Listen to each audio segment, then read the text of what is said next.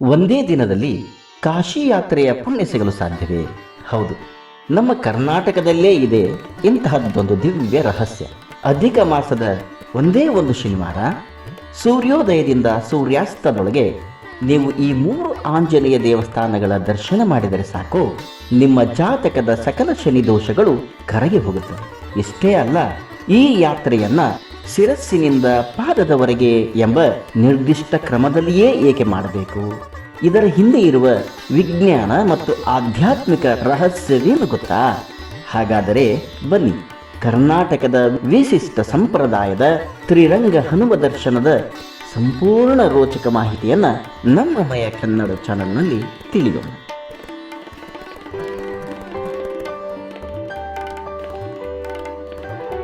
ಬಂಧುಗಳೇ, ಕರ್ನಾಟಕದಲ್ಲಿ ಅಧಿಕ ಮಾಸದ ಶನಿವಾರದಂದು ಭಕ್ತರು ಒಂದೇ ದಿನ ಸೂರ್ಯೋದಯದಿಂದ ಸೂರ್ಯಾಸ್ತದೊಳಗೆ 3 ಪ್ರಮುಖ ಆಂಜನೇಯ ದೇವಸ್ಥಾನಗಳಿಗೆ, ಅದು ಕಾಂತೇಶ, ಭ್ರಾಂತೇಶ ಮತ್ತು ಶಾಂತೇಶ್ವರ ಭೇಟಿ ನೀಡುವ ಅತ್ಯಂತ ವಿಶಿಷ್ಟವಾದ ಸಂಪ್ರದಾಯವಿದೆ. ಇದನ್ನು ತ್ರಿರಂಗ ಹನುಮ ದರ್ಶನ ಎಂದು ಕರೆಯಲಾಗುತ್ತದೆ. ಈ 3 ದೇವಸ್ಥಾನಗಳಿಗೆ ಒಂದೇ ದಿನ ಭೇಟಿ ನೀಡಲು ಮುಖ್ಯ ಕಾರಣಗಳಿವೆ ಮತ್ತು ಅದರ ಹಿಂದಿನ ಆಳವಾದ ನಂಬಿಕೆಗಳಿವೆ. ಹಿಂದೂ ಧರ್ಮದಲ್ಲಿ ಕಾಶಿ ಯಾತ್ರೆ ಮಾಡುವುದು ಅತ್ಯಂತ ಪುಣ್ಯದ ಕೆಲಸ. ಒಂದು ನಂಬಿಕೆಯ ಪ್ರಕಾರ ಅಧಿಕ ಮಾಸದ ಶನಿವಾರದಂದು ಯಾರು ಸೂರ್ಯೋದಯದಿಂದ ಸೂರ್ಯಾಸ್ತದ ಅವಧಿಯೊಳಗೆ ಈ 3 ಮಾರುತಿ ದೇವಸ್ಥಾನಗಳ ದರ್ಶನವನ್ನ ಪೂರ್ಣಗೊಳಿಸುತ್ತಾರೋ ಅವರಿಗೆ ಕಾಶಿ ಯಾತ್ರೆ ಮಾಡಿದಷ್ಟೇ ಸಮಾನವಾದ ಪುಣ್ಯ ಲಭಿಸುತ್ತದೆ ಎಂಬ ದೃಢವಾದ ನಂಬಿಕೆ ಇದೆ. ಸೂರ್ಯನು ಒಂದು ರಾಶಿಯಿಂದ ಮತ್ತೊಂದು ರಾಶಿಗೆ ಪ್ರವೇಶಿಸುವುದನ್ನು ಸಂಕ್ರಮಣ ಎನ್ನುತ್ತಾರೆ. ಆದರೆ ಅಧಿಕ ಮಾಸದಲ್ಲಿ ಯಾವುದೇ ಸೂರ್ಯ ಸಂಕ್ರಮಣ ಇರುವುದಿಲ್ಲ. ಸೂರ್ಯ ಸಂಕ್ರಾಂತಿ ಇಲ್ಲದ ಕಾರಣ ಈ ತಿಂಗಳಲ್ಲಿ ಶುಭ ಕಾರ್ಯಗಳನ್ನ ಮಾಡಲಾಗುವುದಿಲ್ಲ. ಇದರಿಂದ ನೊಂದ ಈ ಮಾಸವು ತನ್ನ ಉದ್ಧಾರಕ್ಕಾಗಿ ಮಹಾವಿಷ್ಣುವಿನ ಬಳಿ ಪ್ರಾರ್ಥಿಸಿದಂತೆ. ಆಗ ವಿಷ್ಣುವು ಪ್ರಸನ್ನನಾಗಿ ತನ್ನ ಅತ್ಯುನ್ನತ ಹೆಸರಾದ ಪುರುಷೋತ್ತಮ ಎಂಬ ಹೆಸರನ್ನ ಈ ಮಾಸಕ್ಕೆ ನೀಡಿ ಇದನ್ನು ತನ್ನದೇ ಆದ ಪವಿತ್ರ ಮಾಸವನ್ನಾಗಿ ಅನುಗ್ರಹಿಸಿದನು ಎಂದು ಪುರಾಣದ ಕಥೆಯಿದೆ. ಅಧಿಕ ಮಾಸವು ವಿಷ್ಣುವಿಗೆ ಅಂದರೆ ಪುರುಷೋತ್ತಮನಿಗೆ ಪ್ರಿಯವಾದ ಮಾಸ. ಆಂಜನೇಯನು ಶಿವನ ಅಂಶ ಹಾಗೂ ಶ್ರೀರಾಮನ ಅಂದರೆ ವಿಷ್ಣುವಿನ ಪರಮಭಕ್ತ. ಶನಿವಾರವು ಆಂಜನೇಯ ಮತ್ತು ಶನಿದೇವರಿಬ್ಬರಿಗೂ ಪ್ರಶಸ್ತವಾದ ದಿನ. ಆದ್ದರಿಂದ ಧಾರ್ಮಿಕವಾಗಿ ಇದು ಅತ್ಯಂತ ಶ್ರೇಷ್ಠ ಮಾಸವಾಗಿದೆ. ಈ ಸಮಯದಲ್ಲಿ 3 ಆಂಜನೇಯರ ದರ್ಶಿಸಬೇಕಂತೆ. ಅದು ಕೂಡ ಕಾಂತೇಶ, ಭ್ರಾಂತೇಶ ಮತ್ತು ಶಾಂತೇಶರದ್ದು. ಈ ವಿಗ್ರಹಗಳ ವಿಶೇಷತೆ ಏನೆಂದರೆ, ಹನುಮಂತನ ದೇಹದ 3 ಮುಖ್ಯ ಭಾಗಗಳಲ್ಲಿ ಅತ್ಯಂತ ಪವಿತ್ರವಾದ ಸಾಲಿಗ್ರಾಮಗಳನ್ನು ಜೋಡಿಸಲಾಗಿದೆ.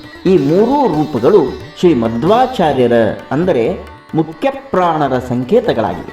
ಹಾಗಾದರೆ ಈ 3 ದೇವಸ್ಥಾನಗಳು ಯಾವುವು ಅಂದರೆ, ಕಾಂತೇಶ ಹಾವೇರಿ ಜಿಲ್ಲೆಯ ಬ್ಯಾಡಗಿ ತಾಲೂಕಿನ ಕದರಮಂಡಲಿಗೆಯ ಆಂಜನೇಯನ ಕಣ್ಣುಗಳಲ್ಲಿ ಸೂರ್ಯ ಸಾಲಿಗ್ರಾಮ ಇದೆ. ಈ ವಿಗ್ರಹದ ಕಣ್ಣುಗಳಿಂದ ನಿರಂತರವಾಗಿ ದಿವ್ಯ ಕಾಂತಿ ಹೊರಹೊಮ್ಮುವುದರಿಂದ ಈತನಿಗೆ ಕಾಂತೇಶ ಎಂದು ಹೆಸರು. ಇದು ಭೀಮನ ಅವತಾರ ಕೂಡ ಎನ್ನಲಾಗುತ್ತದೆ. ಭ್ರಾಂತೇಶ ಶಿವಮೊಗ್ಗ ಜಿಲ್ಲೆ ಶಿಕಾರಿಪುರದ ಈ ಆಂಜನೇಯನ ನೆತ್ತಿಯ ಭಾಗದಲ್ಲಿ ಸಾಲಿಗ್ರಾಮವಿದೆ. ಅತ್ಯಂತ ಶಕ್ತಿಶಾಲಿಯಾದ ಈ ಹನುಮನನ್ನು ದರ್ಶನ ಮಾಡುವುದರಿಂದ ಮನಸ್ಸಿನ ಭ್ರಮೆ, ಅಜ್ಞಾನ ದೂರವಾಗುತ್ತದೆ ಎಂಬ ಕಾರಣಕ್ಕೆ ಈತನನ್ನು ಭ್ರಾಂತೇಶ ಎನ್ನುತ್ತಾರೆ.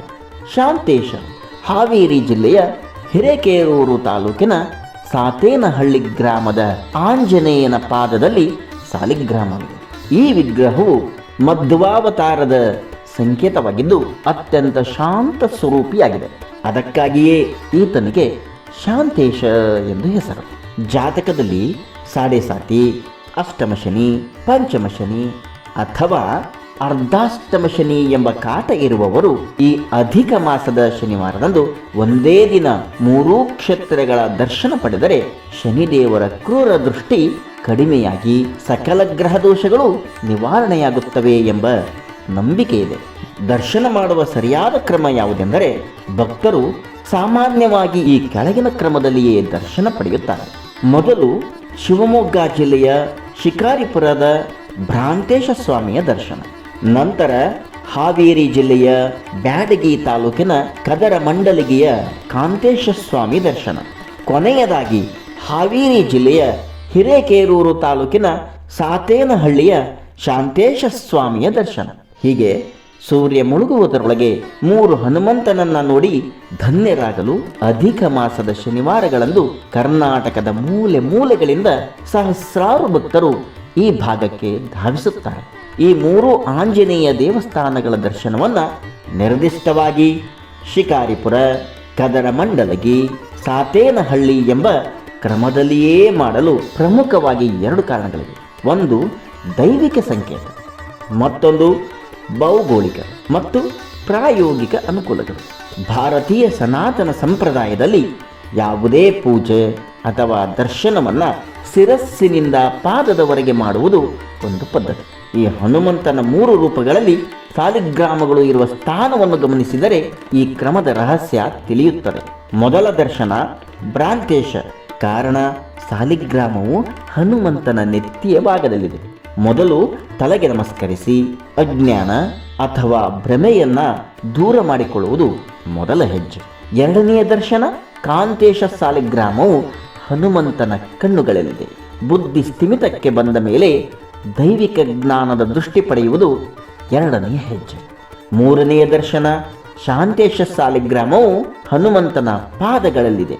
ಕೊನೆಯಲ್ಲಿ ದೇವರ ಪಾದಗಳಿಗೆ ಶರಣಾಗಿ ಸಂಪೂರ್ಣ ಮನಃಶಾಂತಿ ಪಡೆದು ಸಂಕಲ್ಪ ಪೂರ್ಣಗೊಳಿಸುವುದು ಮೂರನೆಯ ಹೆಜ್ಜೆ.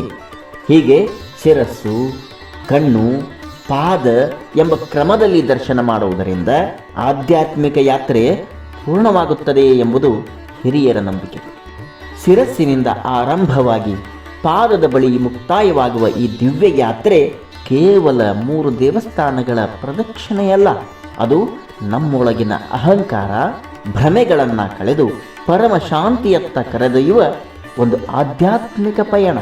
ವಿಜ್ಞಾನ ಮತ್ತು ನಂಬಿಕೆ ಎರಡನ್ನೂ ಬೆಸೆದ ನಮ್ಮ ಹಿರಿಯರ ಈ ಆಚರಣೆ ನಿಜಕ್ಕೂ ಬೆರಗು ಮೂಡಿಸುವಂತಹದ್ದು. ಈ ಅಧಿಕ ಮಾಸದ ಶನಿವಾರದಂದು ನೀವು ಕೂಡ ಈ ತ್ರಿರಂಗ ಹನುಮ ದರ್ಶನ ಮಾಡಿ ಕಾಶಿ ಯಾತ್ರೆಯ ಪುಣ್ಯ ಫಲದೊಂದಿಗೆ ಆಂಜನೇಯನ ದಿವ್ಯ ಕೃಪೆಗೆ ಪಾತ್ರರಾಗಿರಿ ಎಂದು ಹಾರೈಸುತ್ತೇವೆ. ನಿಮ್ಮ ಸ್ನೇಹಿತರು ಮತ್ತು ಕುಟುಂಬದವರೊಂದಿಗೆ ಈ ಮಾಹಿತಿ ಹಂಚಿಕೊಳ್ಳಿ. ಬಂಧುಗಳೇ, ಶಿಕಾರಿಪುರದಿಂದ ಆರಂಭವಾಗಿ ಸಾತೇನಹಳ್ಳಿಯವರೆಗೆ ಸಾಗುವ ಈ ಯಾತ್ರೆ ನಿಮ್ಮಲ್ಲಿ ಎಷ್ಟು ಜನರಿಗೆ ಗೊತ್ತು? ಅಥವಾ ಈಗಾಗಲೇ ಈ ದಿವ್ಯ ಅನುಭವವನ್ನು ಪಡೆದವರು ನೀವಾಗಿದ್ದೀರಾ? ನಿಮ್ಮ ಅನುಭವವನ್ನು ಕೆಳಗೆ ಕಮೆಂಟ್ ಮಾಡಿ ತಿಳಿಸಿ. ಗೊತ್ತಿಲ್ಲದ ನಿಮ್ಮ ಆಪ್ತರಿಗಾಗಿ ಈ ಪೋಸ್ಟನ್ನು ಹಿಂದೆ ಶೇರ್ ಮಾಡಿ. ಮುಂದಿನ ಅಧಿಕ ಮಾಸದ ಶನಿವಾರದ ಪ್ಲಾನ್ ಈಗಲೇ ಶುರು ಮಾಡಿ. ನಮಸ್ಕಾರ.